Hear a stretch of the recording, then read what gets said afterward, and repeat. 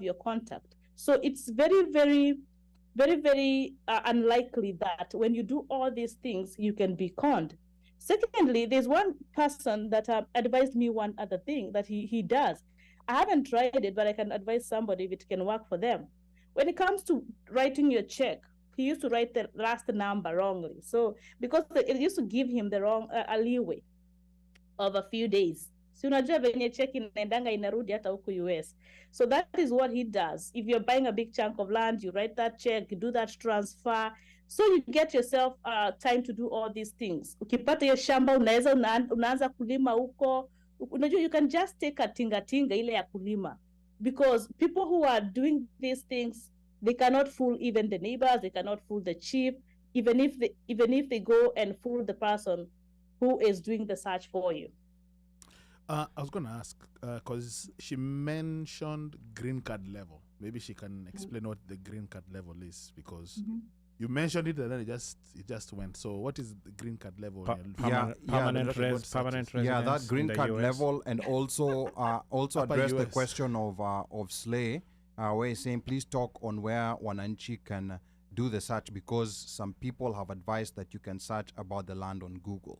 And Google, and actually, you know what, you can also talk about, there was an implementation of Ardisasa, and how it actually works. And how that goes. It doesn't actually. It's not working for most people, especially I was helping another lady in Mwai. I haven't seen it, especially like in where my stronghold in Laikipia, it's not yet online, it's not yet digital. So it's not, you cannot search. Nairobi, I haven't seen anybody search online successfully. Maybe people do, but myself, I would go to the lands office. But the green card is it's called a green card. That shows how this land was transferred from who was the original owner, how have they changed hand, and this document cannot be edited. And you don't just get this document. This document, sometimes you have to have a court order of a big reason to get it, But if you're buying these big chunks of land like us, we are able to access it. But you buying a 50 by 100 plot somewhere in Joska, it's not easy to go ask the seller to give you the green card for that. Yeah, but if she asked how we do it, for me, I have to go get the green card because I'm buying in big chunk. And that is how I'll avoid big scam, because I'll see who have bought it, it came back to who, and then I will see whether the person who is selling me with their ID, they match what is in the green card. What is a green card? And this is at the lands office. Okay, all right, because I think like these are terminologies that most Kenyans out here who are just trying to buy land. And those are terminologies that like right now nobody has ever had. It's the master record. It's the master record of the lands and the sales behind it. All right, and it never changes. All right, so in short, Slay, you cannot use Google search, and Anna's also said that even Ardisasa, it's not working for most people right now. I think it's a system that maybe in future, it's still coming up. And I mean, I registered in December. Just the registration process, you're sitting there for a good 45 minutes to an hour. Yeah. It's a pain in the behind. But for Nairobi properties, it's unfortunately, if you want to pay your land rates and stuff like that, then you need to go and register with Ardisasa and then start paying your land rates through that. Yeah. Okay. You register that piece of land and then you pay through that. It's once they get that system working correctly, it's gonna be a game changer. Yes, but It's gonna be a game changer, true. Okay. As the Melissa says over here, the lands office green card is almost an assurance of land ownership. Okay. True. So it's the master record, like Omosh was saying. Okay, so green card, remember that. Here US, here US, see permanent residency. Yeah. Kuna hiyo zito pia. Okay. Aya, sawa, and in your opinion, are these scammers, deliberate, or are they just people who made bad bets and investors are left holding an empty bag? Because we're trying to understand the psychology here. Is it someone who sits somewhere and decides, I'm going to sit and scheme how to defraud people in the diaspora? Or is it just someone who made a bad bet and then investors are left holding the empty bag?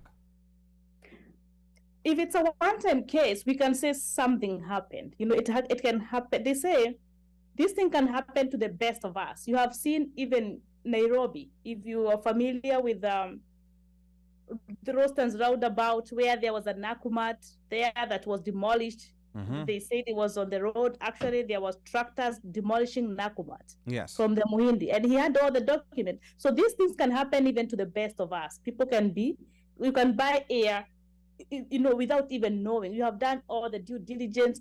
Maybe somebody knows somebody who knows somebody of the green cards, but it is very, very rare. But what I see about the people who mess up the diasporans is a serious thing.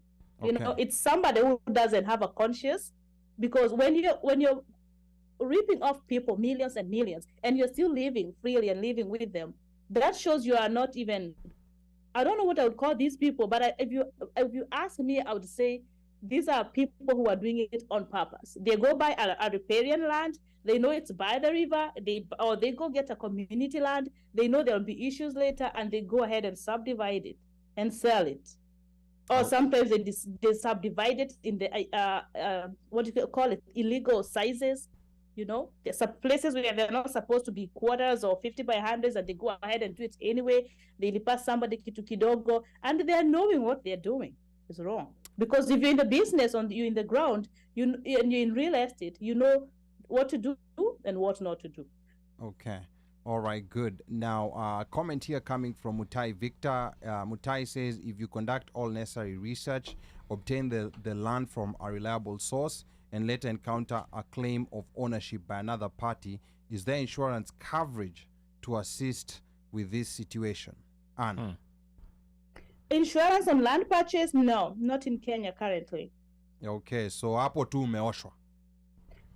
Umeoshwa, and that's why some people have these lawyers. So there's a bank, like an escrow, where they put the money, until all the sanction is done. Like you have your lawyer, we are putting back the money here, That's one of the things you can like safeguard your investment, but not many people are familiar with it.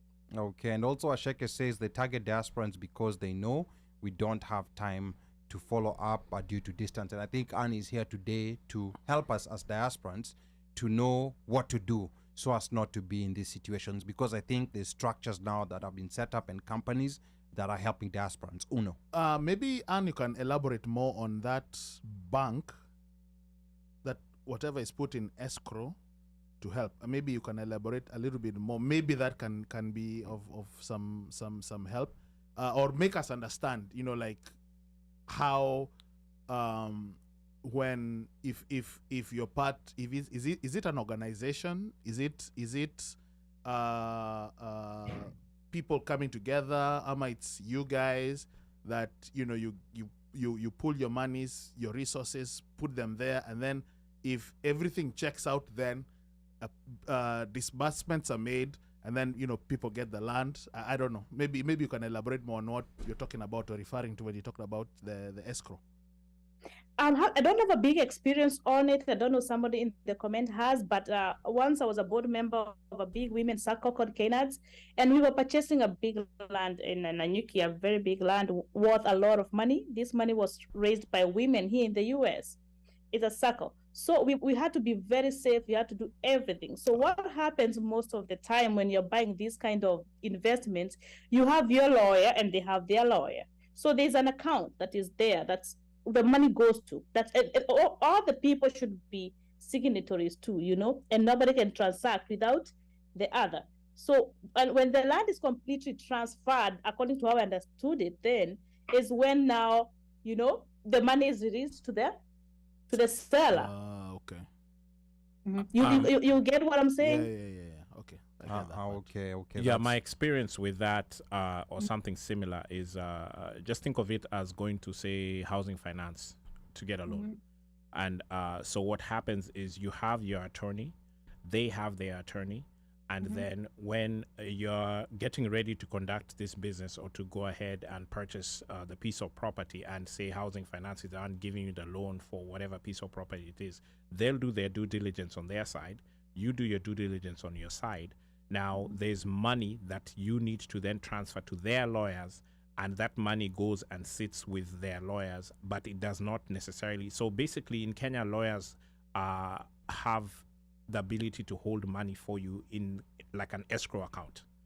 And so until everything is cleared, in relation to that particular transaction, that's when the money gets released by the lawyers. And that's why some lawyers do some very shady things and lose their licenses, because they have access to a lot of money. Because whenever you're doing any types of transactions, the lawyer gets the money, holds the money, and releases once all the paperwork is okay. So, I would highly recommend anything that you're doing in Kenya, land related, get a lawyer, make sure you have somebody even in the lands office, get the surveyor, get the search done, and check, the green card on the back end as well, to see what's there, because the green card is on that actually shows if there's any caveats. Basically, a caveat is like somebody has put in a stop so that land cannot be sold. It would show up on the green card. So that would be the time when you actually, do those sorts of such, so that you actually know if there's anything or any disputes in relation to this particular, especially if you're dealing with ancestral land or land you're buying mashinani. How is it easy to get a green card, or access to the green card? It's there. It's at the lands office, but you have to go through hoops to get to it. Yeah. So it's not something that you so just it's not get. something you keep. It's no. It's in the lands office. It's the actual master record that's at the lands office, and in order for you to do that, you have to make a request. But it's not something that you just get. You have to have a good reason. So if you use a property lawyer, they're the ones who know how to navigate the system. They know how to go about to go to the lands, and just having a lawyer in Nairobi or a guy in Nairobi who deals with properties does not necessarily mean that that's the best person to help you purchase a piece of land mashinani. So that's also another thing. Like those different lands offices, even the days they meet when they actually agreed to do, so there's something called succession when you're dealing with traditional lands or lands that are ancestral. They meet like once a month in certain areas, and in different lands offices you might find that those guys meet twice a month. So those are certain things that a guy in Nairobi may not necessarily know, and so you want to get a lawyer who's a property lawyer in that particular area and is familiar with that things that happen in that jurisdiction, because different areas behave differently. All right. And let me add this about the escrow account also. Mm-hmm. This money stays here between the buyer and the seller. And when the buyer gets delivered, when the buyer gets the title, now he authorizes for the money to go to the seller. So it's a very good thing for the diasporans, especially those buying in Nairobi or in these high-end places. Yeah, and we're going to talk about titles later on in the hour, because there's some debate about whether titles are actually proof of land ownership. But Luis says here, if you do your due diligence and everything checks out from lands and you still end up getting conned, I think the government should be liable and reimburse all expenses. I know using the government in Kenya is a stretch, but who bears responsibility in such a case? So this is just an issue where I think from what Anne has said, willing buyer, willing seller, shariako. You just have to go through the right parts in doing this. And then also Slayer was asking, there's a case of special prices for people in the diaspora, like where land is being sold, but the sellers, like wamekubaliana, will have a special price for people in the diaspora. Because of Maju, wameshiba, they have dollars. Is this true or very true, or is it just something that people are coming up with? Anne? I don't think it's true, because when you're selling land as a company, the prices are listed in your website, in your pages. According to my experience, diasporans are getting a better deal. Why? Because they're paying cash. Secondly, when I'm coming to a group, let's say like OneMic Show organization to sell to all the presenters, the staff, the whole company, I will come and talk to maybe Ali and give you guys a deal. So you're able to get people who are together and you can buy them, you can give them a good deal. I think diasporans get better rates because they are loyal. When they start buying something, they finish it. You're not going to have any problems with the diasporan. And diasporans, because of the trust, they keep referring their friends. So I don't believe the diasporans get higher price unless it's some crooked company over there, because we know how to do due diligence online. We will go and search and look and compare. Okay. Now, just to take a different, twist. Mm-hmm. What about people who end up innocently getting into these criminal schemes with information from trusted sources? Like, advertising booths in diaspora conferences. We have faith-based organizations, including the church and the notorious influencer. How do we audit these trusted sources in quotes? Anne? Myself, I would take an influencer or those organizations like a TV channel. How I want to buy a Toyota car, I see it on the Fox, I see it on CNN. They're just people they're messengers told to tell you something. So I would never put any trust on a messenger as a buyer. They're there for brand awareness. You did not know about this product. Now you know it. You can ask them questions about the land, where it is. They will help you with all this. But the authenticity of the land and to buy or not to buy, whether it's good, I will have to now do the due diligence itself. Okay. I don't care whether it was advertised in the church, in a government place, in the embassy, or where. but you see the problem here when this information is coming from a trusted source, because you have to remember that there's people who trust the church. Relatives is one thing, but the church, for example, there's people who trust the church, or there's people who trust these big organizations in the diaspora. There's like women organizations, and then you see someone coming advertised there, and then you start hearing people complain a couple of months or a couple of years down the line at, oh, we paid for this and this did not happen. Is there, like any system of maybe even trying to educate or inform these trusted sources, because they may be doing it innocently, but because people trust them, a lot of people end up getting trapped into that same loop. Anne? I'll tell them, no matter how a person looks, which vehicle they came with, channel, I will not trust anybody. Remember Gakuyo or those people of before who con people, some of them were bishops. Even these people calling people now, you have seen them in churches, in conferences, because this is, everybody is trying to make a sale. And if I can sell it through the church, why not? So I will not trust anybody. Even if they came with Queen Elizabeth, they came with Mother Teresa, I will do the due diligence, the hard way, not a soft way, because I saw you with a church person, or even with Obama, because Obama might be a good person, and Obama knows your good side. He doesn't know your crooked side, and Obama knows you as a MD. So there might be a crooked CEO or a crooked director there in your company who will even make things go down. You see? So I'll just say trust but verify, and then verify again. All right, trust but verify. And here, Luis Mwai. No. Trust and verify, and verify again. Okay. Get it right. Mm-hmm. All right, trust and verify and verify again. Now, Esther Mulusa says the authority to purchase nowadays involves county commissioners who make sure the seller gets their dues from the lawyer, and then from the buyer. Sorry. And then Luis Mwai says, then I don't believe it's in good faith that the government has a tool, that's a green card, that can alleviate these issues but still make it inaccessible by common mwananchi. Why must it be a long process, or should I have to go through a lawyer? And I think, like now when we're seeing this is where now we're starting to see the differences of, like living here in America and how things work in Kenya, and things are just different, But even here, you need a lawyer. Yes. You when you're buying a property, you need a lawyer. So I don't get it. I mean, you need... No, not necessarily. You need a lawyer. If you're buying, if you're buying land, or if you're buying a property like a house, you don't need a lawyer, Omosh. In my experience, you do for sure. You don't need a lawyer. Yes. So how is the titling being done if you don't go through a title search company to do the titling? Because those guys are lawyers. So that's what I'm saying. You do need to have a lawyer at some point in the whole home ownership. in the whole Yes, process. the affidavits. Yes, you're gonna need a lawyer at some point. So, and if you don't have one and you've been used to not using one, then you're lucky that you've had things work the right way. Okay. All right. So I now remind the listeners that you tuned into the interview hour of the OneMic Show, and I'm your co-host and producer, Ali Badawy.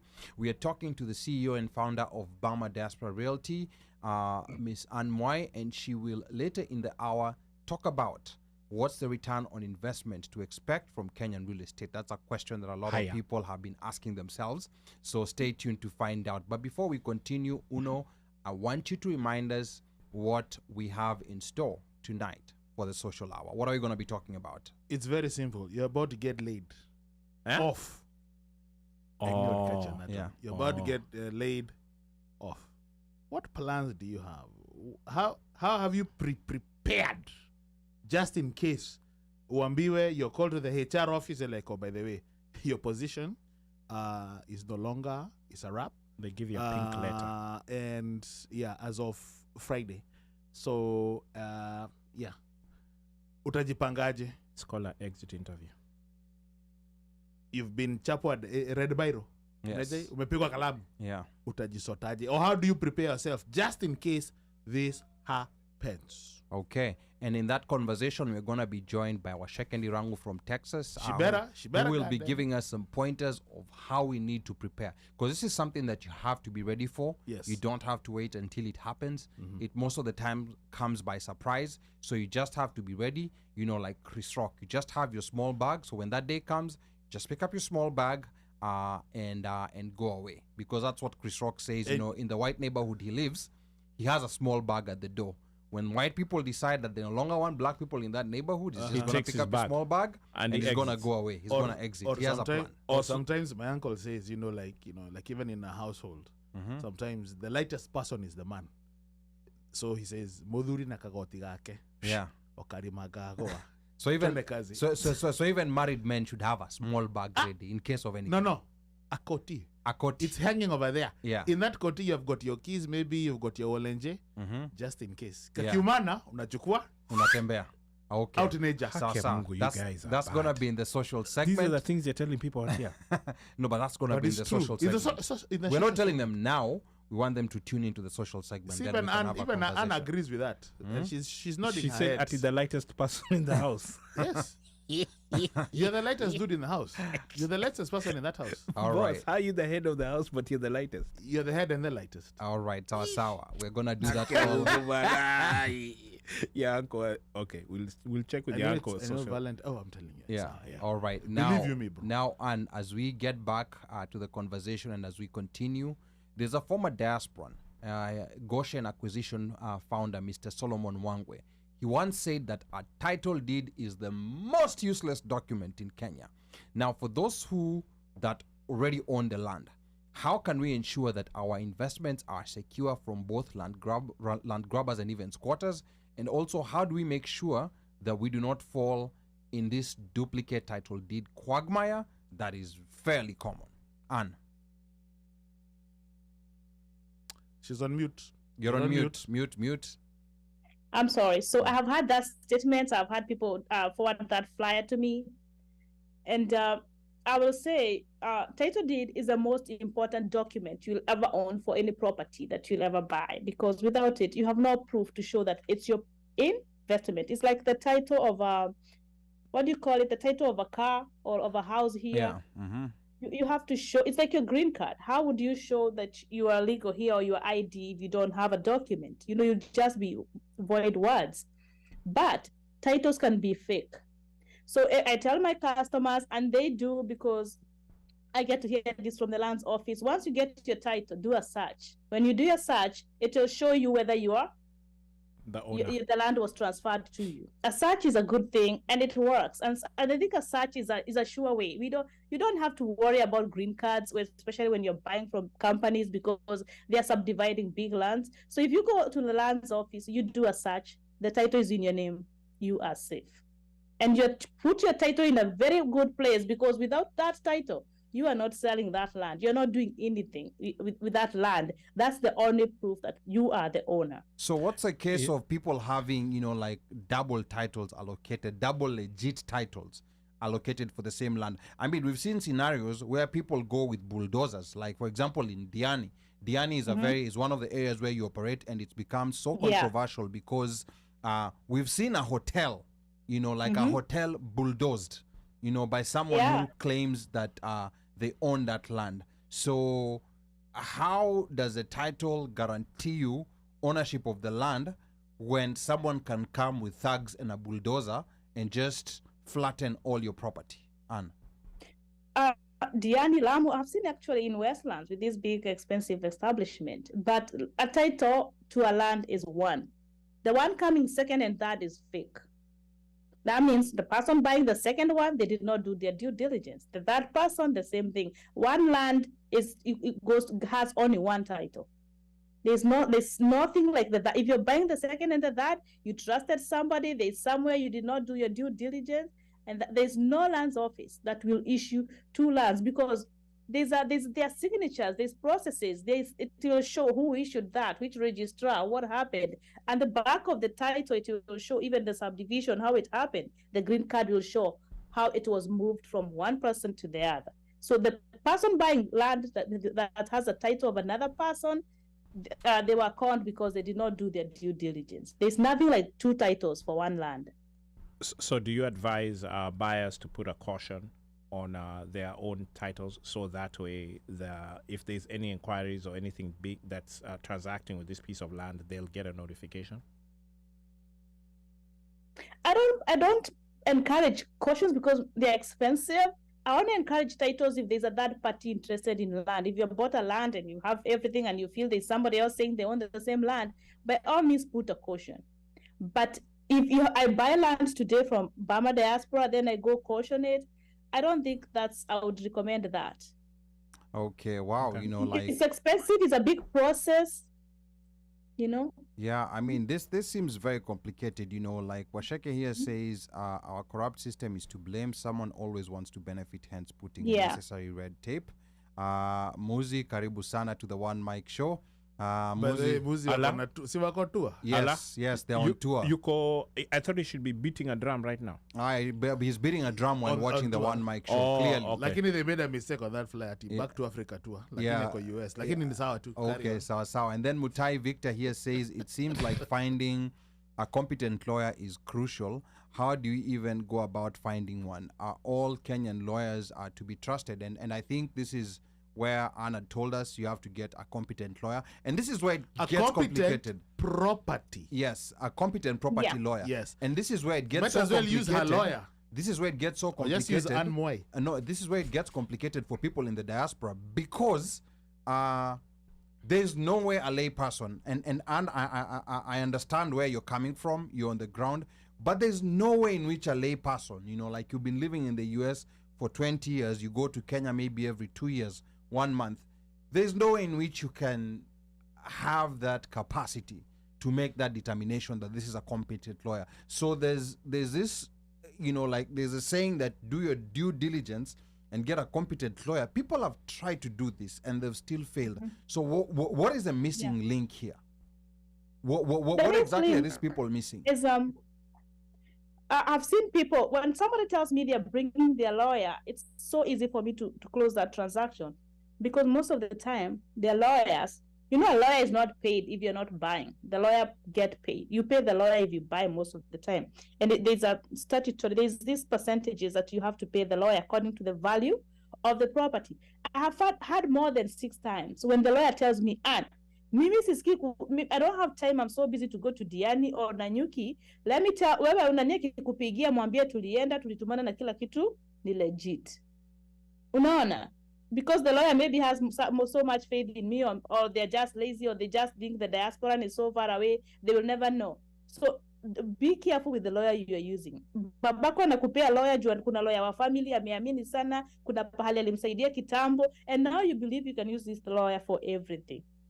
I don't advocate for that. I wish that when the Council of Governors came here, we were trying to push for every county to have a diaspora desk where they can help people to identify.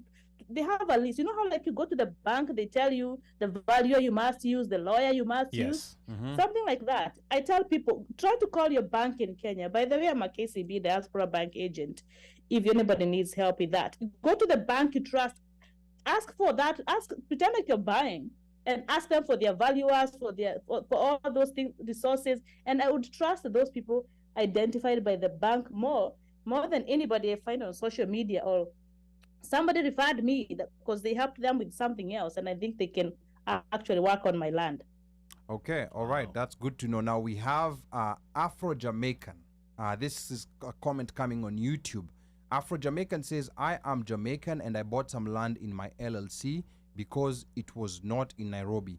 I could not search online, so I had to come to Kenya and go to Nakuru and Kilifi to manually do the search. This is someone from Jamaica buying land in Kenya. So Nona, like Kenyan land is on demand. Yeah, even in friend Jamaica. Wagwan. Even in Jamaica. And I think, is it Morgan Heritage that got citizenship in Kenya? And I think they bought land or something of that sort. Naomi Campbell. Yes. Kuna So watu wengi. There's quite a number of them, but the way you do it is you just have a company. You have a Kenyan who is one of the directors in that company, and then the non-citizens are directors. you buy through the LLC. Yes, you buy through that company. Okay. So the directors pretty much have the ability to buy because it's now a Kenyan company. So it's akin to a Kenyan buying. Okay. All right, good. And What then that helps with, it makes you buy like a regular Kenyan, but you can actually buy as a foreigner, but the taxes are very high and you can only have a lease. Like you see how, remember Del Monte case and all these other people? yeah. The land cannot be freehold. You can buy as a foreigner too, but I would advise what he said. That's what I advise my clients who are not Kenyans, especially Ethiopians or Ugandans or even people from abroad. Buy through their company.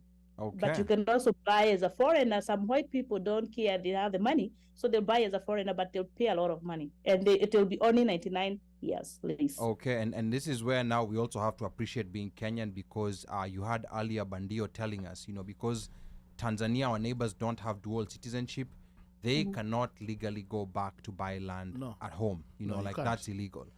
So we have to be appreciative of some of these things now. And I think also remember, I don't mean to cut you off, but I think there's also we discussed this pertaining to dual citizenship, because there are people who are dual citizens.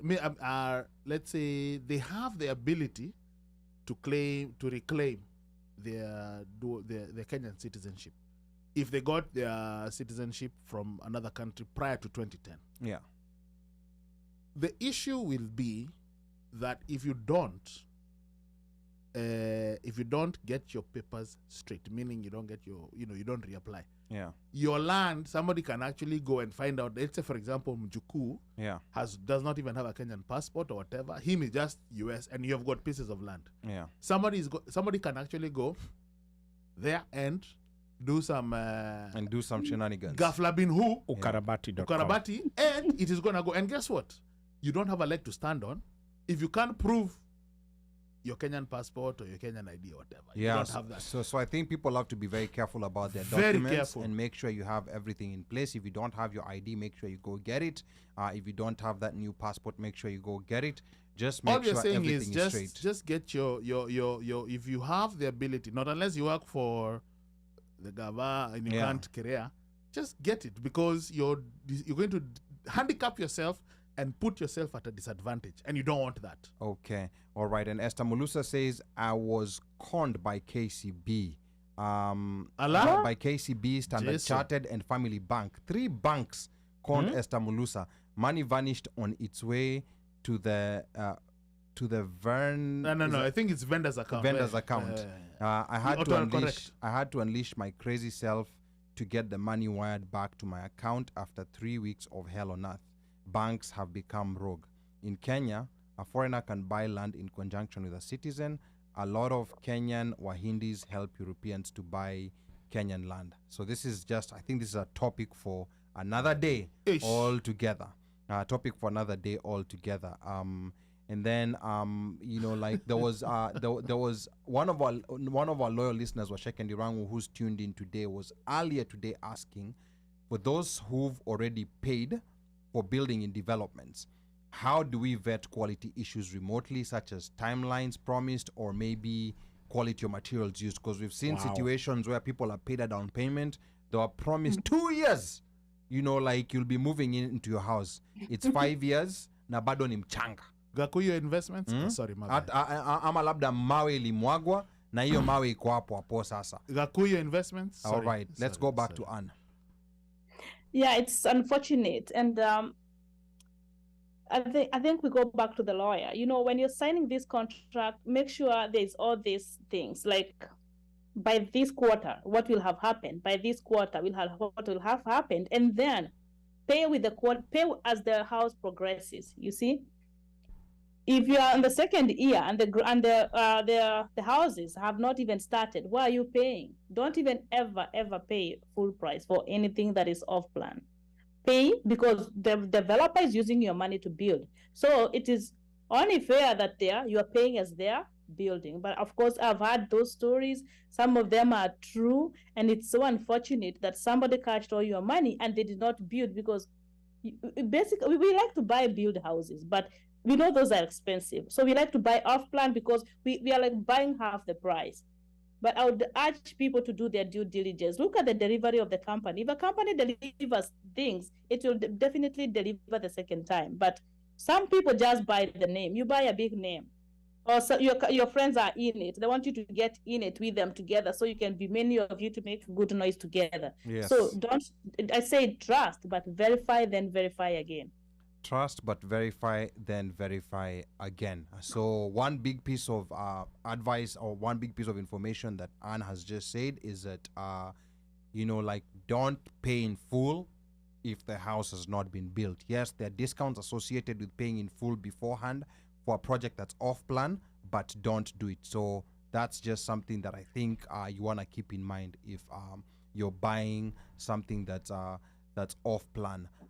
And then the other thing here is I want us to talk about returns on investment, and this conversation has gotten me into trouble before, and that's why I want us You to still are in trouble. Yeah. and That's why I came to know you, Ali. and that's why I want us to have this conversation, like very candidly. I want you to give us your estimates on maybe what percentage ROI, return on investment, one expects from individual rentals, Airbnb, or even commercial apartment buildings. And I know this may vary very wildly, but what kind of returns, like if I have my money, if I have my $100,000, I'm looking to invest in Kenyan real estate, like what kind of money am I looking at? What am I looking to get out of that $100,000 every year? Anne? I know, Ali, you're very good in math, and you're very good in finance. I think you have experience in these things, right? Yes, I do have a lot of experience.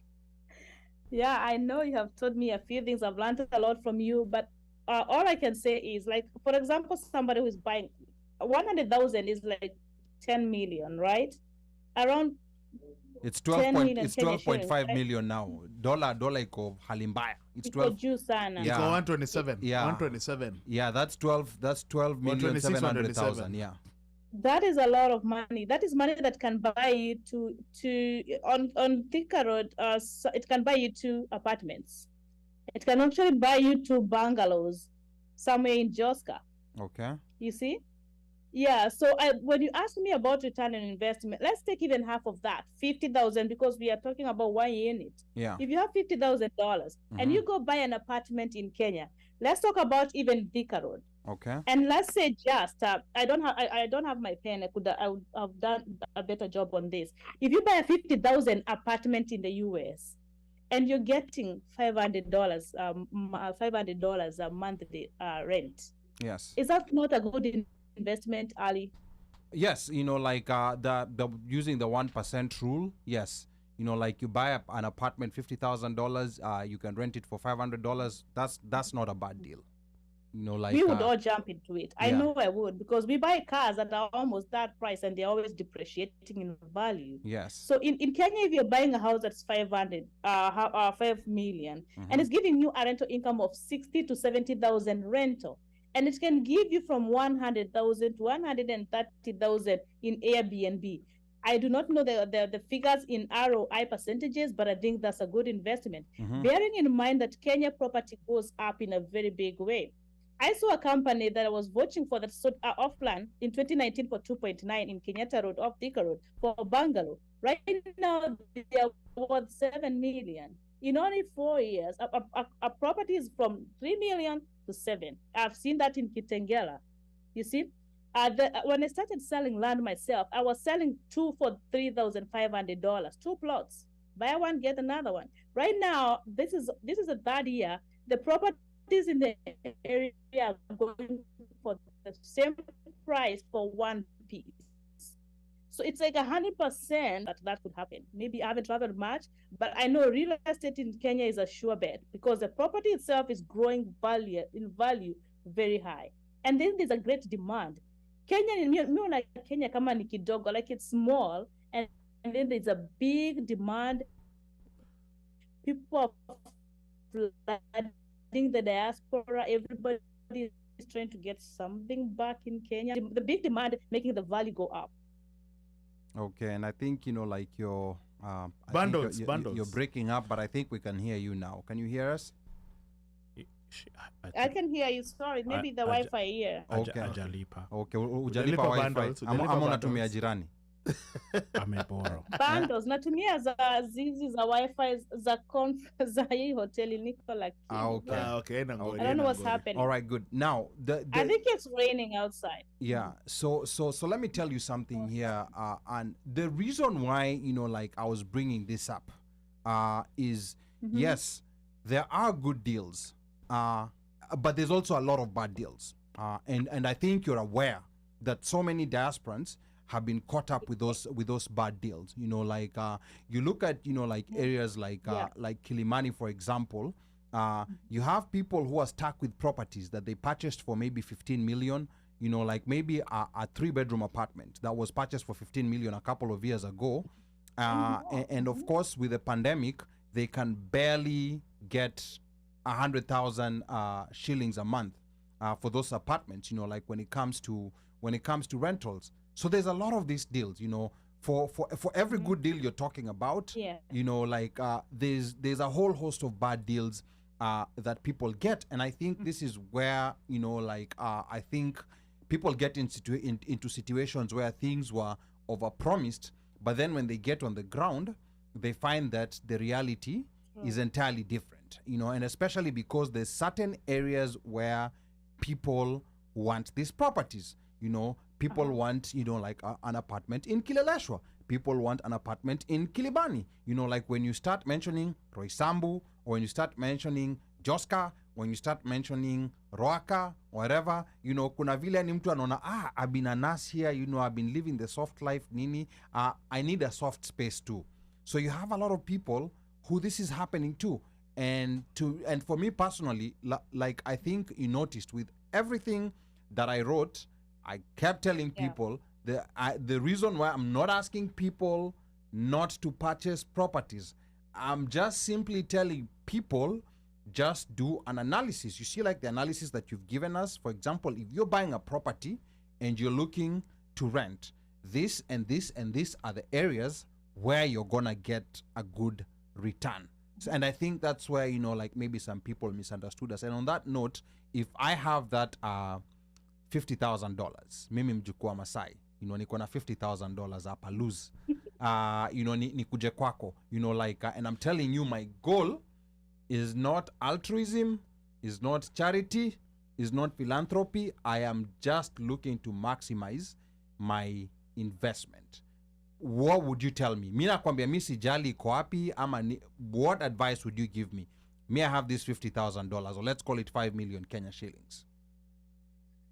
Thank you. I like the way you started the conversation of Kilimani, because what happened is people, when we were growing up, if you're like me growing up in Kiambu, or those people who grew up far areas, Kilimani was posh. Kileleshwa was posh. You just used to pass by. Nakumbuka nikipita hapo na hizi buses za 46. Sometimes go to visit my uncle. Ungwaro. 46 za Ungwaro. Yes. Yeah. Hapo juu. That place was it. It was like a dream, even to have an apartment there. So what happened, I think these developers came with very beautiful apartments, and they start selling them for the prices you were mentioning, 15 to 30 million. But people never do valuation. Like, why are you not doing a valuation of a property you're buying for that money? What exactly do you mean by doing a valuation? I think we've lost. She's dropped. Yeah, I think Anna's dropped. As she tries to get back, Omosh. Omosh, like what exactly? I mean, do you think like where were people? Because there's a lot of people who are caught flat-footed. Like bought these properties for a very high amount of money, and now they're holding the property, and whatever return it's giving them, it's not commensurate with how much money they put initially. Well, the something about the Kenyan real estate market, it really depends on what time you got in to make these purchases. So if you are somebody who bought stuff prior to COVID, you are good.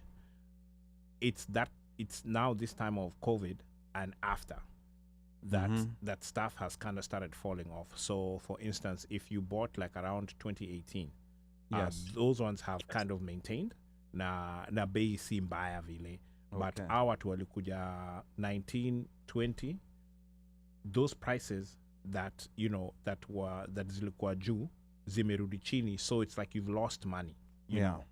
And so the problem with that is like you said, now you're holding on to, I guess, this white elephant. You can't really do anything with it. And maybe you had speculated thinking, Airbnb, or I can do some sort of things, with it. And at that point, then now is when you realize, hey, kweli ni kubaya.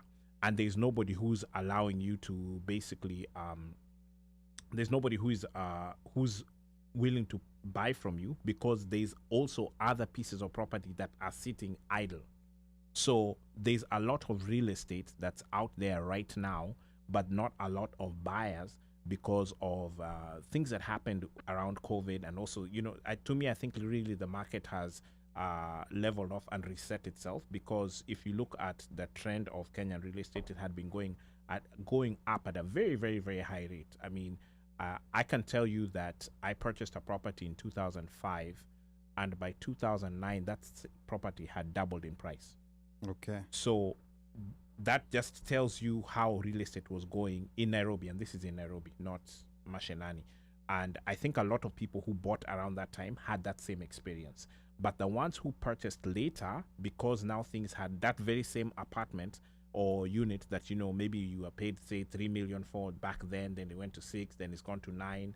And then we had post-election violence that came in, and some of those, prices came down kidogo, others came up, they leveled off.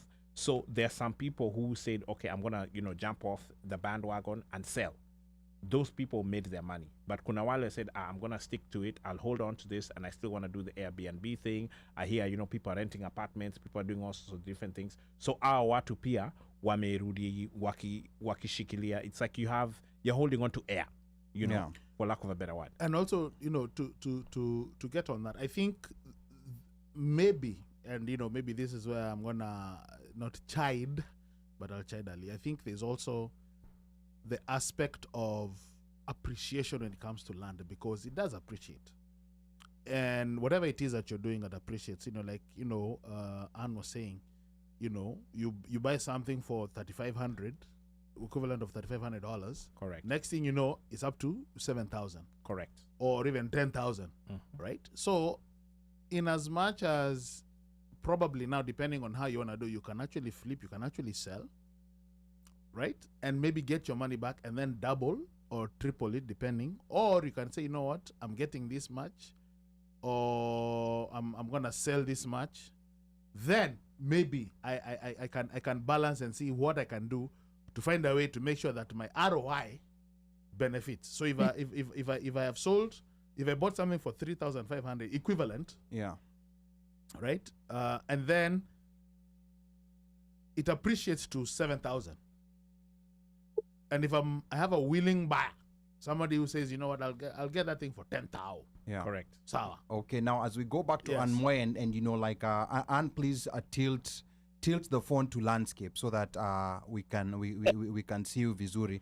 But as Anne is tilting her phone, the concept that I was trying to make people understand, which which is very important, and Anne, I think this is something that I think it would also be good if we can if you can talk to your clients about this. We cannot escape from the fact that the shilling is depreciating, and it's depreciating very rapidly. Over the last 30 years, the shilling has depreciated on an average of around 3 to 3.5% every year, over the last 30 years. And anybody can go, there's this website called oanda.com, that's OANDA.com, and you can go historically to find how much the dollar was exchanging for in 1999 or in 2007. So that's something that we can't run away from. And in the last 10 years, that average has been about 5%. So the comparisons that I was giving, whatever is gonna double in value in Kenya within, let's say, how do I put it? You know, like what doubles in value in Kenya in 7 years, in dollars that will take you only 5 years. You know, and this is based on some advanced mathematics that I did and I can share with you. So essentially, if you're getting an ROI of 15%, there's something called the rule of 72. So in the rule of 72, you just take the percentage and divide by, you just take 72 and divide by the percentage. So let's say like it's 15%, 72 divided by 15 is around 5. It comes to around 4.9, close to 5. So that means that investment is gonna double within 5 years. But now, once you start doing the dollar conversion, because now, yes, it has appreciated in Kenya shillings, but it has lost value in dollars. So that's where, you know, like what will take is it, so that 15% in Kenya shillings will be the equivalent of 10% in dollars, you know, and this is just, you know, like a rule of thumb that you can use, and I was using the S&P 500 because the S&P 500 on average, it doubles in value, you know, like every 7 years. But for you to get that value that you're gonna get in 7 years, that doubling has to happen faster in the Kenyan shilling, and this is where, you know, like I think people need to be very careful and they need to factor in, and that's why, you know, like any investment in Kenya, you know, that's giving you anything less than 15%, and 15% is on the lower side. You can get that passively in America by sleeping and not doing anything. And that's the reason why I was telling people, you know, like if you're doing this, you know, there are other people who are doing it for, you know, I'm doing it for my parent, you know, I have a second wife, you know, that I'll be renting this house. That's different. But if you're doing it purely for the return, you know, like from the calculations that I've done, anything below 15%, we're talking cash on cash. This is a transaction that was done cash. We're not even talking leveraging, which we're going to talk about later on. We're talking cash on cash transactions. Anything that's giving you less than 15%, for example, you've bought a house for 20 million shillings in Kilimani, and the most you can charge in rent is 100,000. You know, like 100,000 per year, that's going to give you 1.2 million. 1.2 million is not even 10%. So you're losing, you know. I mean, and I'm sorry if you're one of those people who owns a property in Kilimani, you bought for 20 million and you can't charge more. You're losing. Why are you killing real estate? No, I mean, I'm being honest, you're losing.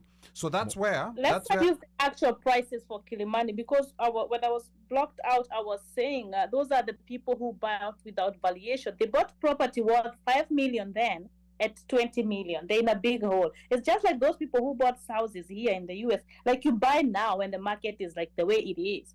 Then it goes all the way down. What happens? But you see, that's a different scenario in Kenya. And 15% ROI in Kenya is quite low. And so that's where, so let's talk about you know, like what areas, for example, in Nairobi tend to have the highest ROI. You know, like if I'm coming in with my 5 million, you know, I'm looking for the highest ROI area. Where would you recommend?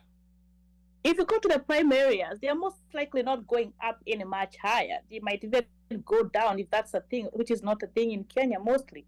I tell people to go to the upcoming areas. Look at Kitengela. When I was buying in Kitengela, I was buying at 250 in 2016. There was nothing going on. You know how I said earlier, Kenya, we have these, like we are grabbing, we are building, something is coming up everywhere. People are moving, the people from the village, or people are getting jobs, people are moving back.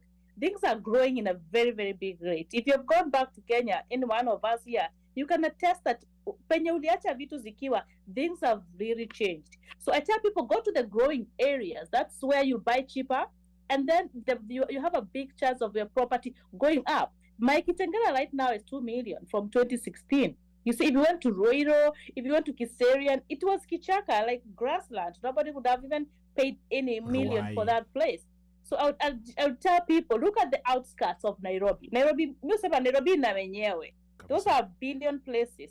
Like, you know, And maybe Kilimani, you can buy an apartment there. You can get them for 7-8 million right now in 2023, which I think is a good investment according to the books of my friends and their Airbnb returns. But if you're buying a bad deal, like Ali said, of 20 million in Kilimani, you will never get out of it. You'll be doing your ROI math and it will never add up. But if you're going to Kiambu Road, Thika Road, Joska, Kanguda Road, like, how do you call this? Gom Road, Kikuyu, or Kitengela. So right now, Anne, right now, we're looking for that higher ROI. Where are we buying? I've come to you with 5 million. Me sijui ROI Right highest iko wapi? Yeah, OneMic Show. Where are we gonna buying? do? OneMic Show, like maybe we have some PPP money we've spared somewhere, and we have come to you, 5 million. Where are you taking us? And what do we expect? I will actually tell you to go to Sukahauskari because of the Northlands that is coming up, the 500 billion project. You'll find Juja in that route. You'll find Ruiru. You'll find all these things. This is gonna the highway is just opening up. If you're from that side, you know about the Keno Marwa highway that was just commission. Actually, it's almost finished by the previous president. So let's go a bit slower. So Kahawasukari, 5 million. What does 5 million get us? Right now, if you had even 3.45 million, you would get a 1-bedroom apartment. You are facing the Netherlands. It's just the tarmac separating you. A 1-bedroom apartment can give you at least 60,000. That is around 40,000 American dollars, giving you $500 a month in rent, not Airbnb, in rent. Okay, so 3 million can give you around 60,000. 60,000 American. Not American. Yeah. 60,000 Kenya shillings. So so maybe 5 million can get us maybe is it a 3-bedroom? Yes, can give you a 3-bedroom. Yeah. Okay, and how much is a 3-bedroom? A 2-bedroom. A 2-bedroom is a DSQ. Okay, so the 5 million 2-bedroom DSQ. How much a month is that giving us in rent? I would account around from 75 around there, but if you're Airbnb, it's more money. Okay, all right. So so you're talking about Kahawa, Northlands. So yeah, so that's good to know, and that's interesting, and that's what I was telling people to try and find out, because there are those high-end places that people are going for, places that you can show people, on Instagram stories when you're going to Kenya, hashtag, in my in my rooftop apartment in Upper Hill, but you're not getting the return that you want. OmoshFaya. What are you thinking right now? Before OmoshFaya, we have got 2 comments, and I don't know if you read one. YouTube. Afro Jamaican on YouTube. Yeah. So the second comment from Afro Jamaican, he says, "Love your country, guys. So much so I am leaving Canada to live there. Kenya to the world. Please leave her contacts in the comments. I want to reach out to her." Tudakula your commission. Your commission unapata. Every sale there's a commission. How? No, but we are here to connect. We are going to get a house. How do you guys get in touch? Yeah, we are here to connect. We are going to get a house out of this manner. We are going to get her contacts, and I think we're going to post them here. If you can inbox them to me either on Facebook or on WhatsApp, and we're going to share your contacts with Afro Jamaican. Ndio hiyo biashara, and we're here to connect people. But the more important thing, because myself here, and I'm glad that Anne has agreed to come here, for us to have this conversation and discussion. It's a conversation because there's 2 perspectives. There's 2 perspectives where when it comes to ROI, there's no 2 ways about it. If the investment you made is not giving you the ROI that you estimated, then it is what it is. Then it is what it is. It is what it is. Yeah. It is what it is. You cannot change that. Yeah. So I think that's what people need to understand. And like Anne said, 15% is a low ROI. I haven't done my calculation, but I'm gonna do that calculation of. We know you will. Of 60,000 a month.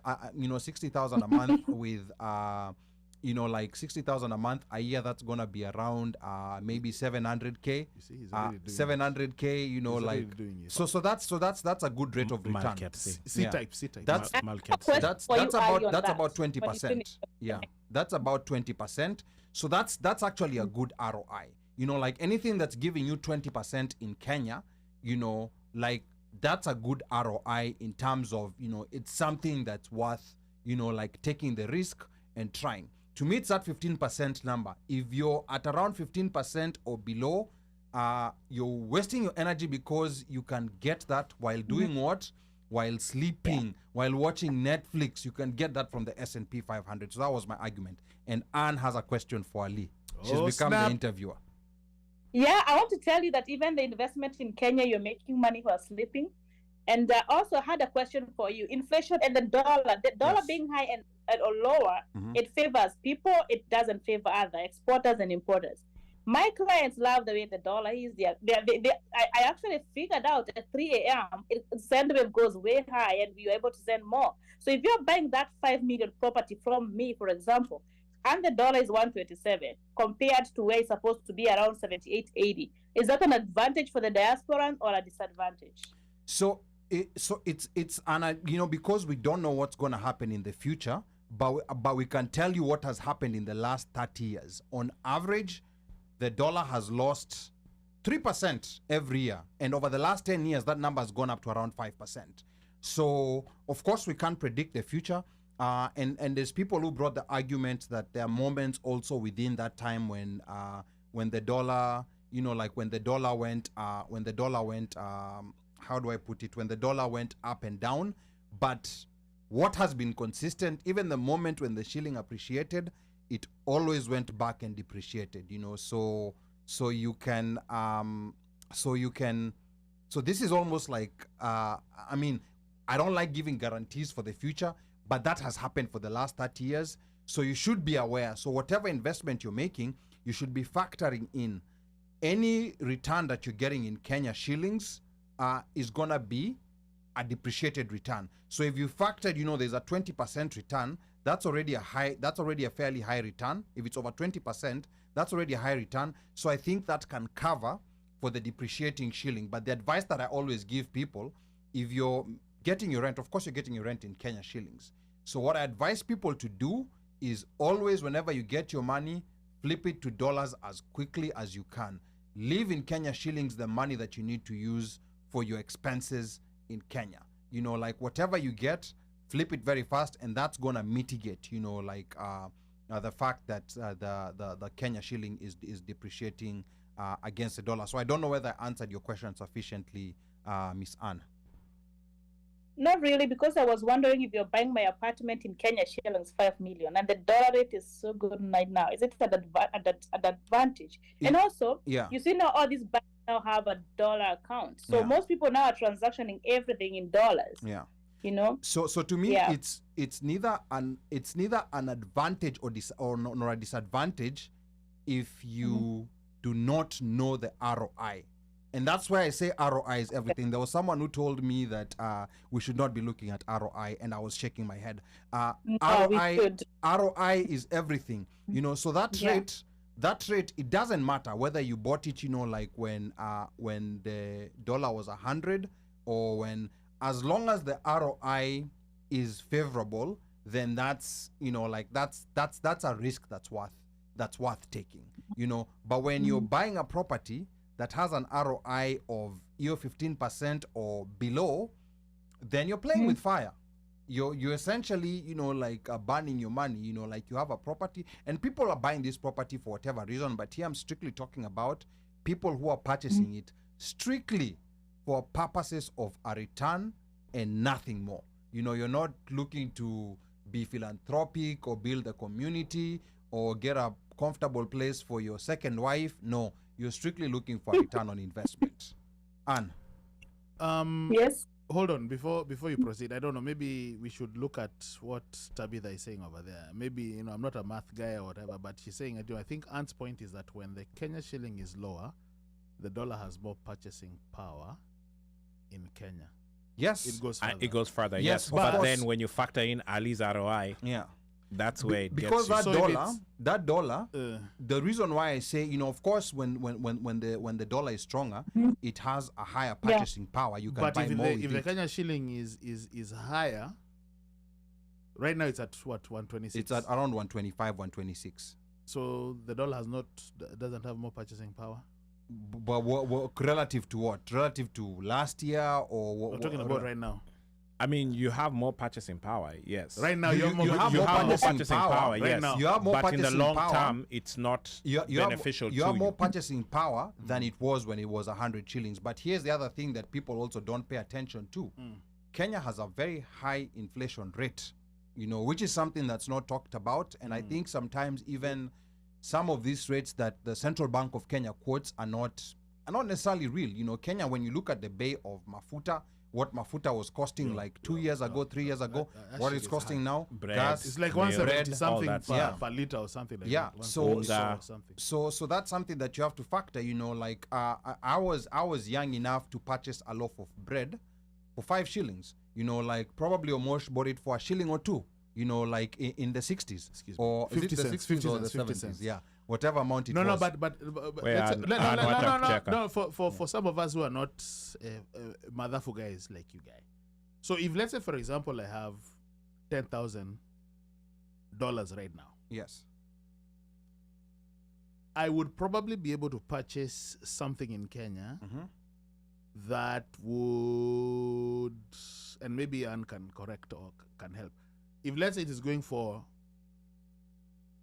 1 million, let's say a piece of land, but the 1 million compared to my, if I compare that to my dollar value, let's say, for example, it's going for 1 million shillings, but I have $10,000. Yeah. It's probably gonna cost me less, dollar-wise, to buy. Yeah. So say that again. If a piece of property Yeah. is costing 1 million Kenya shillings, Yes. and I have $10,000 in cash, Yes. but it's 1 million, Yes. that means that I'm not spending $10,000. Yeah. You're I will spending spend 9 something. less. Yes, you'll spend less. than. Definitely. Yes. So, right now, for me, it would be easier or better to spend now to buy, because the Kenya shilling is exchanging at a higher rate, right? But how do you know the Kenya shilling is not gonna be 150 next year? It doesn't matter. But at this, we're talking about this particular moment. Yeah. It's at 126, 127. Yeah. So I will strike while the iron is hot, get something that Yeah. if it's costing 1 million Kenya shillings Yeah. at 126, I'll buy it rather than buy it at, let's say, 119, because at 119, it's going to be higher dollar value wise. Yeah. But if I'm buying it at 126, 127, Yeah. right now, it's going to be lower Yeah. dollar wise, because I'll have some extra dollars to buy. And then For now, I'm talking about for now. But then the guy who comes and buys it next year, let's assume that the property value doesn't go up; it stays at that same 1 million. And then like someone else comes to buy it next year when the dollar is 135, they're paying less than you. Okay. They're paying less than you. Yeah, so that's what I'm That's saying. okay. But we can then which would mean then that's the increasing purchasing yeah, power. but until then, we cannot really always predict what's going to happen, because it could also be that the dollar value will sink to 120, 110. Yes, that's a possibility. Yes. We can't in the short term. In the short term or long term, whatever. We can't predict in the short term, but in the long run, it has always gone in one direction. Always. So we can't predict in the short term. That is true. Yeah, in the short term we can't predict, and this is the reality that I want people to live with. In the short term, like next year it may go down to 120. Like nobody knows. Right. But in the long run, like in 5 years from now, But in Napanda too. my guesstimate is that it's gonna be more than We are done with days of 100. The days of 100. 125. So Done. even 60s. So that's where. Aturudi a 100. So Because at that time simple the dollar was exchanging at 65 Kenya shillings Yes, in 2007. Yes, there was a time in 2013 when Mr. Mashamba myself, I bought land in Malindi. The dollar was at 85. And the example I gave, like with my with my land, which has tripled in value from 2000. It was 2013. bought it for 400,000 shillings, and now it's 2023. So now it would sell for 1.2 million, the current valuation. But like with the math that I gave, on my page, like the S&P 500 within that same period would have given you 1.8 million Kenya shillings. So that's where I tell people there's a certain minimum that you have to look at, so that, because the S&P it does go up and down, but it has a standard average over the long term, which is about 10%. And that's why I say when you go with a minimum 15%, if you're buying land in Kenya, and you're not developing it, you're just buying it for speculation purposes, you should estimate this land doubling in value every 5 years consistently. Meaning you bought it at 1 million, year 5 it's 2 million, year 10 it's 4 million. No, not okay, 3 million, 4 million, doubling every 5 years. Yeah, year 15 is 8 million, year 20 is 16 million. So that's what you have to have in your mind when doing these transactions. And that's where I tell people, if you buy land, make sure you develop it so that you can get some cash flow, so that you can stack up on the appreciation, so that you're not caught, like holding the bag. So not just to buy and just sit on it. And by the way, I have to give a shout out to Mr. What do you call him? Mr. Financial Guy. Chris Rain. Oh yeah. Oh, Financial Jama. He's over there dropping sijui numbers about inflation, and that $100 today in a year or two will be $75 or less. That's the easiest way to look at it, which makes sense. And I think at maybe there was some emotions when he posted that thing in terms of your return on investment. Would you rather invest or buy vis-a-vis just work in S&P and just call it a day? Yeah. And again, I think people who crunch numbers and eat numbers for a living, like Chris Rain over here, his financial consultant, probably would provide a better perspective. No, even including you in terms of, wake up.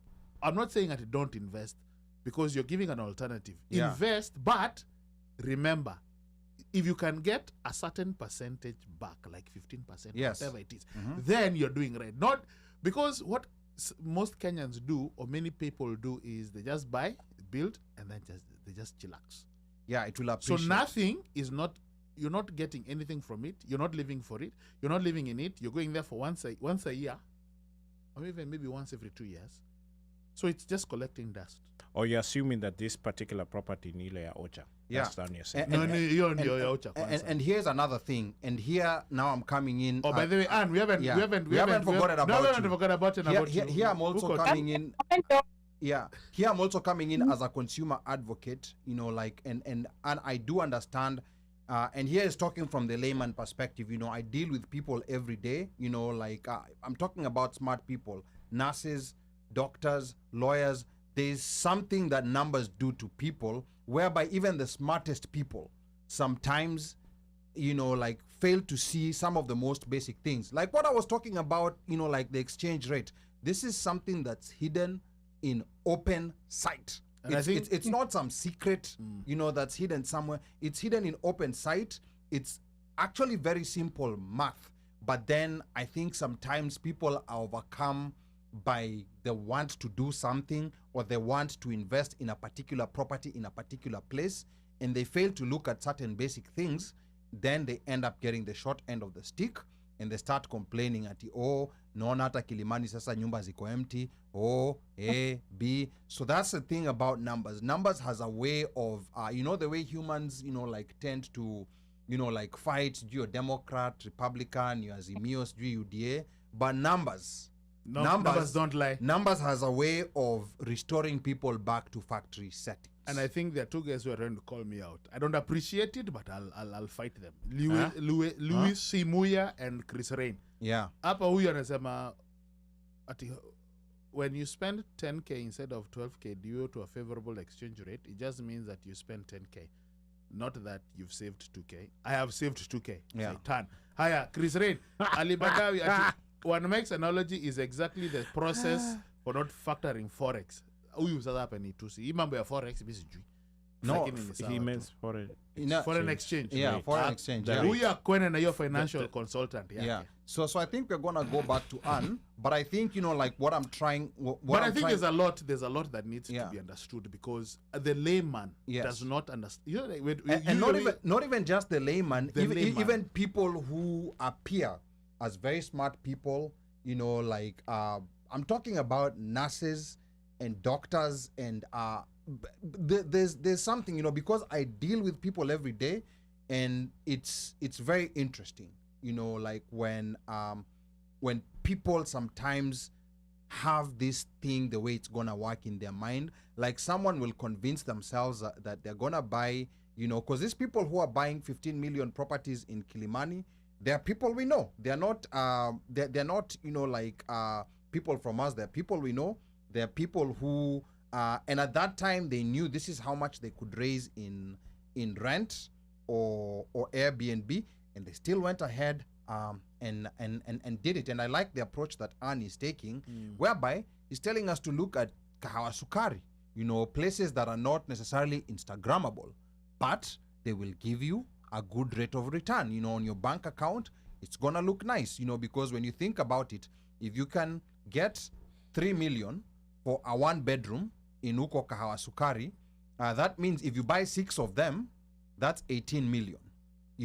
So those 6 of them, your 60,000, you multiply by 6, it's 360,000. So that's, and I think the problem, that's close to 20%. And I think the problem is this. Yeah. The problem is, and I think she mentioned it. Anne talked about, I think most Kenyans, when the perspective of investment is Kanairo. It's not going outside of Kanairo. It's not even going outside and go to Diani, go to Malindi, go to, like, say, Juja, let's go to Keno, go to Ruai, Rusinga, Kisumu, going to Vihiga, like West Pokot. That is not the idea of investing in Kenya. I think personally is Kanairo or within the environs, but there are places, Kisumu City, Rusinga kwa Kinaum City, kuna Vihiga, kuna West Pokot, kuna there are places in Malindi, Mombasa, Kilifi, Kwale. Kwale. There are places and chances. Joska, like she mentioned, Joska. Even Tana River. If you go to Machakos. Also, just, and Anne mentioned it, if you find out where there are roads that are coming up, there's like a 5-year, 10-year plan normally for those in India. That's another one. Find out That's where another one. those. Now. So back to. Let's hear Ali's take. I personally, because here I'm also coming from the consumer perspective, and those predictions of where the road is gonna go, where it's gonna come, like sometimes it's based on speculation. And to me, if you're a layman, look at your rate of return right now. If it appreciates well in future, that's a bonus. If you have a good rate of return, then appreciation, will stop to matter. If something happens to the like you see COVID happened, and I think that's what hit a lot of these properties. It did in Kilimani. It changed but the thing everything, is, Bana. if you have good cash flow, then appreciation, is just an added bonus and not necessarily something that you're relying upon. But Anne, I want to come back to you now as we wrap up, because we've gone over time. And I just want you to make a quick comparison, of the Kenyan real estate market to the US, and maybe some benefits that we're missing out on by not investing in Kenya and just deciding that we're only going to invest in the US. What special sauce does that Kenyan investment have that you won't find here in the US? Is there a part 2 to this conversation? Is there a part 2? There has to be a part 2. Okay, thank you. At this juncture. Yeah, is Anne willing for part 2? I think Anne will come back with commissions. Oh, yes. The next time I'll be in Kenya the next time you call me. Okay. So, everybody. Thanks for this opportunity. I'm learning also from all of you. And I always tell people diversify. You see, when you see Ali there talking about ROI, about Kilimani, you think he doesn't invest in Kenya. Just here for everybody. He invested in Malindi. Well, heavy 1.2 worth of investment. So diversify. Even myself here, I tell people have good life insurance with living benefits. Put extra money there. Talk to Ali about this SP. I don't even get them. This SPF things. I'm investing in the market in the US. It has good returns. But real estate in Kenya, in America, it has been proven. It has. There's somebody said it is the best investment on earth. I don't remember the famous guy. It's not coming to my head. But real estate investment in Kenya, it gives you good money. In America too. But what I tell people about Kenya is because, like you have said, Ali, we are not educated on so many things. In America, we think real estate investment is for the rich or for the doctors or for the RNs.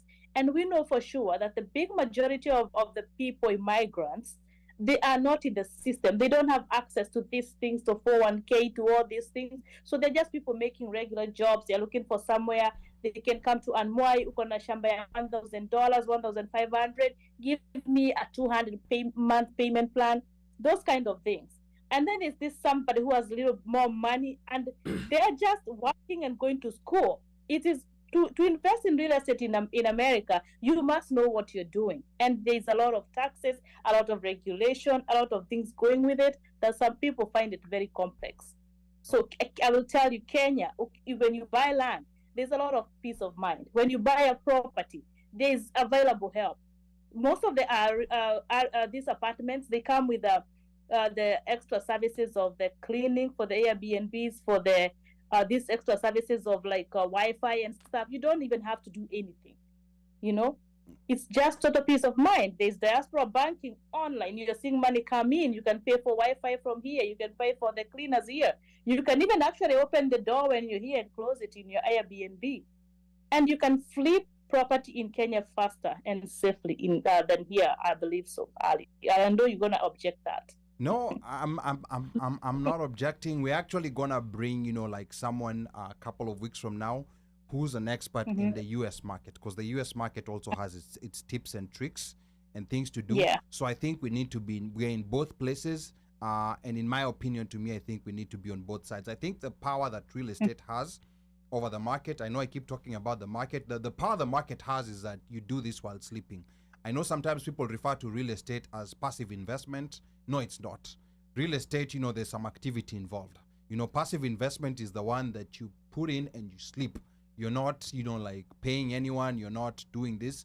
That's passive investment. Real estate is not, like there's some activity that has to be involved. If you own a rental, if you own an Airbnb, even if that activity is, managing the management company that you've paid to manage your property, that's some kind of activity. But I think the power in real estate, both in America and in Kenya, comes through something that's called the power of leveraging.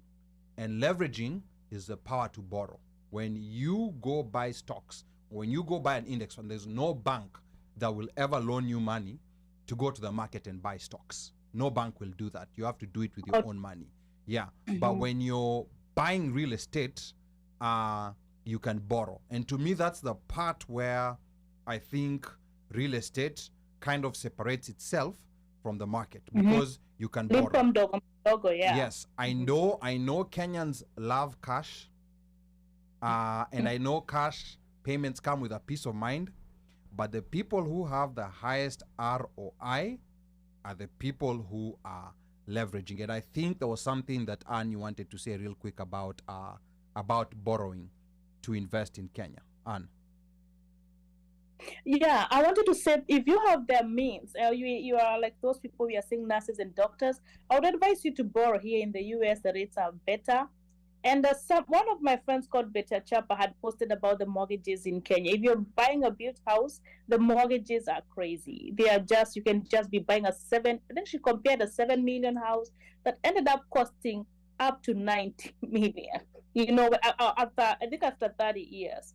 And I thought that doesn't even make sense to anybody. So if you can borrow in the US, you can I've borrowed one time at 7% here in the US. And it really helped me in Kenya. But borrowing in Kenya is very expensive. And I think the minimum I've seen is 12% in the circles, and then most banks are like 13%. And not even that, the origination, the insurance, there's so many hidden fees. I've borrowed in Kenya, and it's very interesting.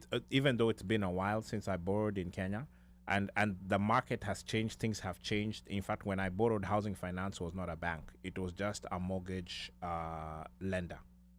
They since subsequently have become now a bank. So the rules have changed a little bit for them with how they deal with real estate and how they give people loans and so on and so forth. But the way I was looking at it was when I borrowed the money from there, the unit that I had purchased was able to pay for the loan on its own. So I just had to come up with a down payment. And once I stepped back, then the unit paid for itself.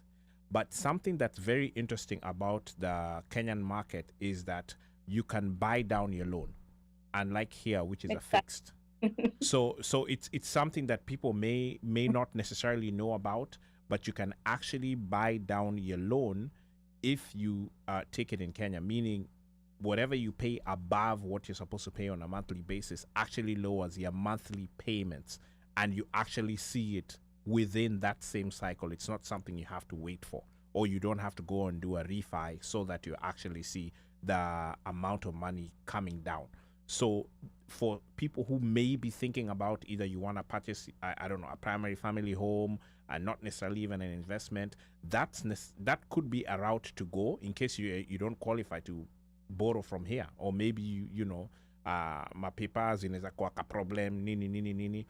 That's also a possibility to look at, to borrow with that in mind, assuming that that particular unit will pay for itself on a monthly basis with whoever is renting that particular piece of property. Okay, all right. Now, as we wrap up here, there was one. Can I say something early on top of what he said? Sure, go ahead. To avoid that, to avoid even this interest, like that's why a lot of companies are giving you this payment plan, like 2 years, to try to negotiate even further. When you're buying a house in a company or land, it's better to find. I think it's called in-house financing or something before you go to the bank. But the bank in Kenya have that reducing balance and all those things he said, and they're pretty good. Okay, all right, good. Now, before we forget, this is as we wrap up here. There are those that have kids in the U.S. What happens to the investments in Kenya if, God forbids, they pass away?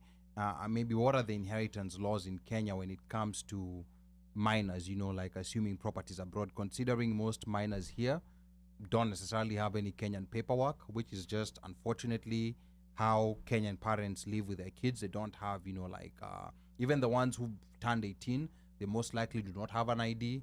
They most likely do not have a Kenyan passport. So what happens in such a situation when you pass away and you have kids here?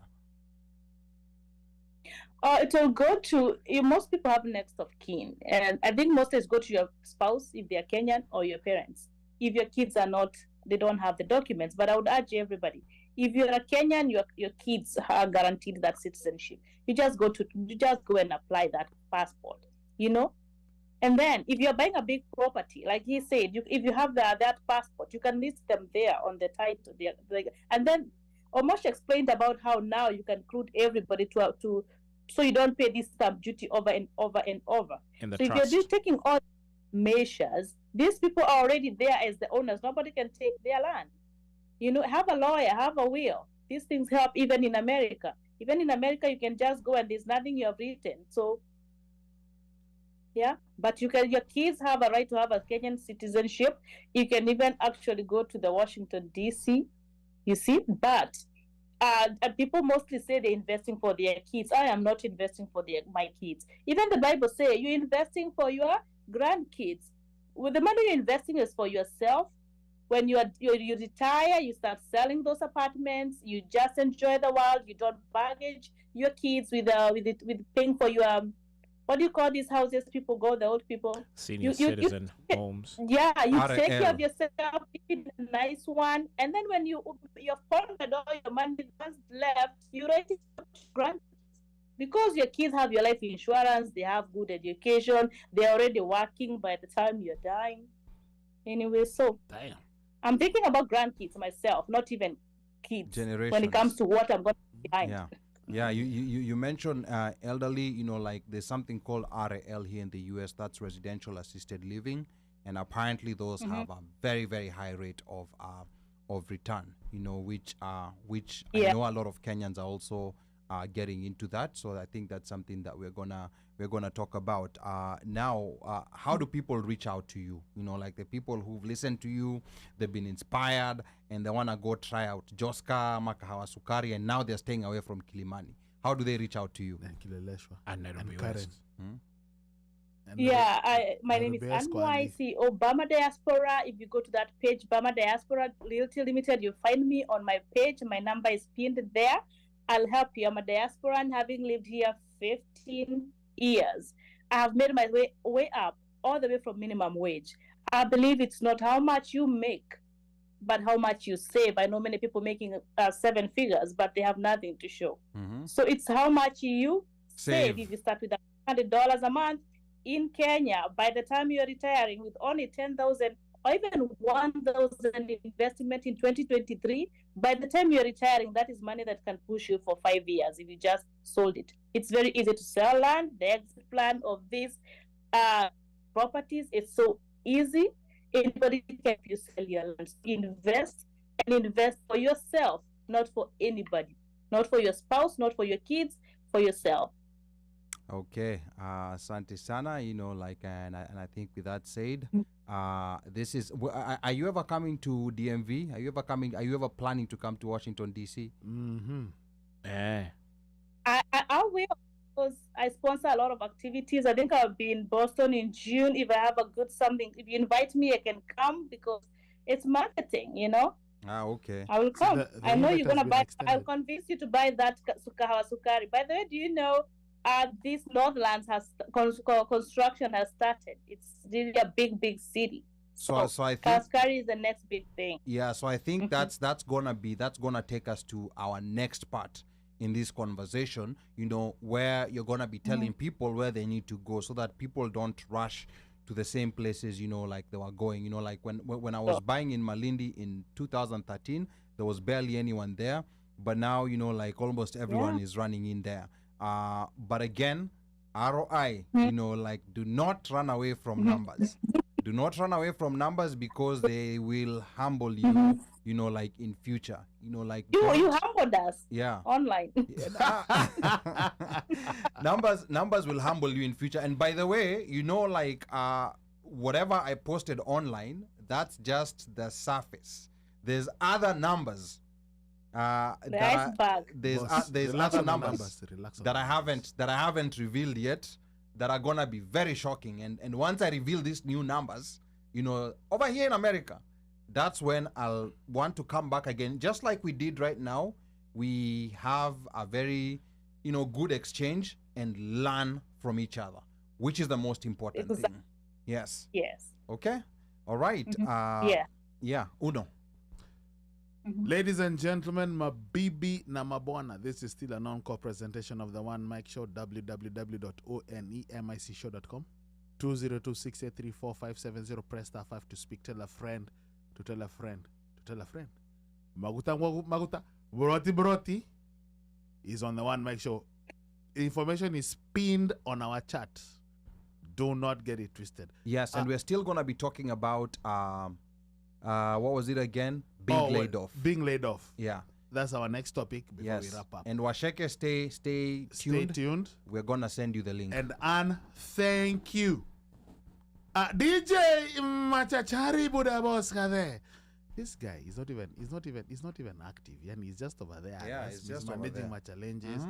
I think maybe we can talk until he gets ready. No, because but you see, I think this is the benefit of having a conversation, in that there's, to me, one of the biggest pickups that we made today was in places where you can invest. Anyway, we're gonna be right back. 5 minutes to 5 minutes to Musitoke. Yeah.